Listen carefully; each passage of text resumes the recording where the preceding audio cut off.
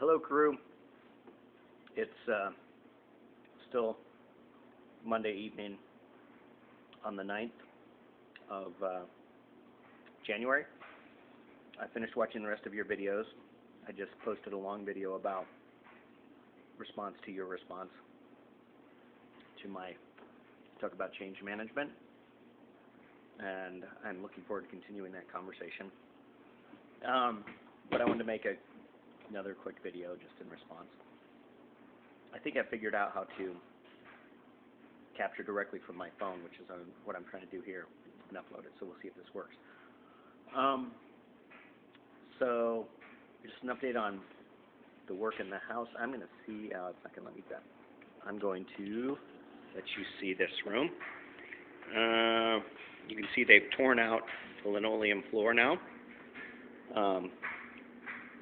and torn out some more of the cabinets. Continued to clean this up. What else have they done? Oh, they moved the fridge over here, but that's another thing altogether. We saw the sink in a range. What else have they done? Oh, they took all the wallpaper that was along the bottom of these walls off and cleaned it up. And they're going to continue putting in some outlets. I don't think I told you this yesterday, but I think they've got the power off. But this was my, I don't know if you can see that. You can't see it at all. My music closet is all empty now. So anyway, that's pretty much what's been going on here. I'm glad to see that you have a much more attractive contractor than we have here. Although I've got to say that I have a contractor as well, sort of a general, plays the role sort of as general contractor, and has been doing project management, as the case may be. Whoa, check it out. I change colors as I spin. So yeah, and there's also benefits with my general contractor tricks as well.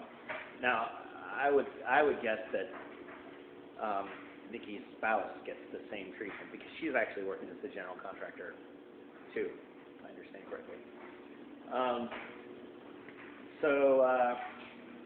Yeah. I will try to play some music. I'm still waiting to hear from Nikki, who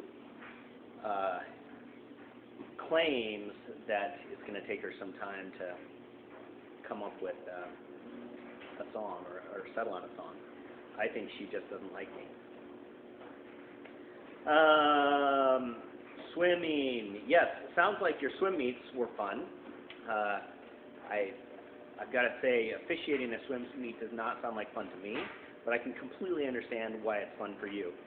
And I'm glad to hear Marshall's doing well. On the snow front, it's too bad you're not getting the snow you're used to, or for your kids' sake, although we're really appreciating the warm weather here. Whew. There's a lot of sheetrock dust in here, in this room in particular. So I'm going to wait and show you the light later. I also gave blood today. I gave a double unit, which I don't know if you've ever done that, but what they do is they take the blood out of you, and they run it into this machine with a centrifuge, and it separates the blood, and it takes the red blood cells and siphons them off, and then injects, and then pumps the plasma back into you, as well as some additional saline solution. And then it takes a second helping of blood and does the same thing. And when it's pumping the blood back into me, I get really cold and my lips start to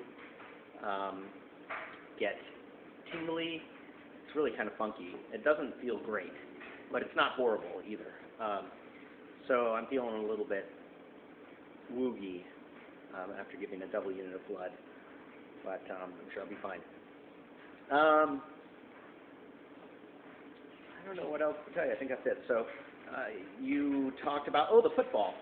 And I got to say, the whole Tim Tebow thing, I have mixed feelings about it because I think too many people cannot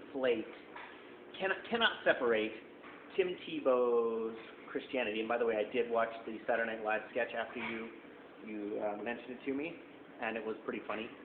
Enjoyed that. But I think, and I haven't seen a lot of interviews with Tebow, so it's hard for me to get a good sense of how in your face he is about his Christianity. And Sarah and I actually had a long talk about this when we were driving up to the Home Depot in Walla Walla this weekend. And one of the things I think, I'm a religious guy. I follow the teachings of my faith, but I don't believe that God is out there helping me make my life great. And I was talking to Sarah. Sarah and I were talking about how great our life is. How much we love our kids, and we're having so much fun, and everything's going well, and she's selling lots of books, and life is wonderful. But that's not what makes life awesome. That's part of it. But we've also been really lucky, and part of the whole religion thing, the way that I think of it as a Baha'i, is that, religion's there to help guide your life so you make decisions that improve the probability of better outcomes, and also to help you be prepared to deal with the negative outcomes in a better way. And people, and I don't know if Tim Tebow has been doing this, if it's like God is making the Broncos win.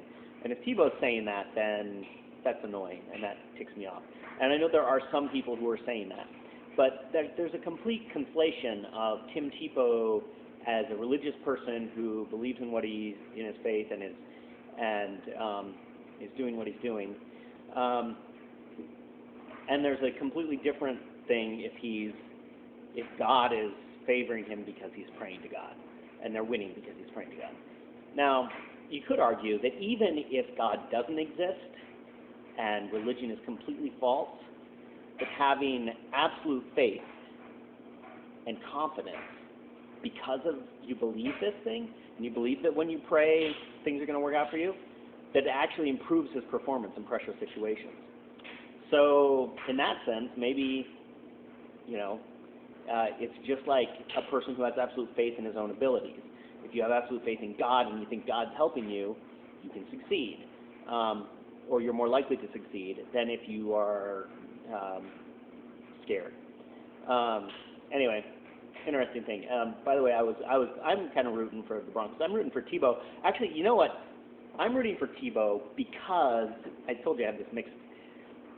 I'm still trying to resolve this. I just came to this resolution just now. I have the same thing with all quarterbacks who don't perfectly fit kind of the role of the professional quarterback. And in National Football League, offenses have been designed around this scheme where you have a single quarterback and he has this really narrow, specific role for a long time. And I never understood why you couldn't get guys like Cordell Stewart and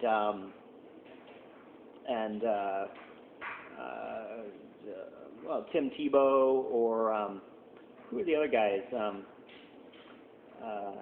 I don't know. I'm trying to remember these guys who are great runners and just great athletes who play quarterback, but aren't quite as good at the quarterback position, the way it's traditionally framed, like that Peyton Manning or Drew Brees can play. But use them in a different role. Create new roles for those players to take advantage of their suite of skills. And mix things up. Why can't you have two guys? This whole thing where you've only got one guy throwing passes who can throw passes. Maybe it is such a specialized skill that you have to put all your time into one guy learning to do it. But I don't really believe that, because I think we had this conventional wisdom for years and years about black quarterbacks. Couldn't have good black quarterbacks because they're not smart enough or whatever, and that's all complete BS. And I think that this is just complete BS as well. It's conventional wisdom, and that until you start having someone who's willing to break out of that and have long-term success, you're not going to see the cool new roles. And I see Tebow, and I love the way that the Broncos have redesigned their offense around Tebow's strength. And I think that's really, really cool, and I enjoy watching that. Actually, I don't watch games live, but I enjoy watching the highlights and reading about it. I read about it. It's getting crazy. So anyway, that's my thought about that. Hope you're doing well. I will talk to you in the not too distant future. Until then, I am still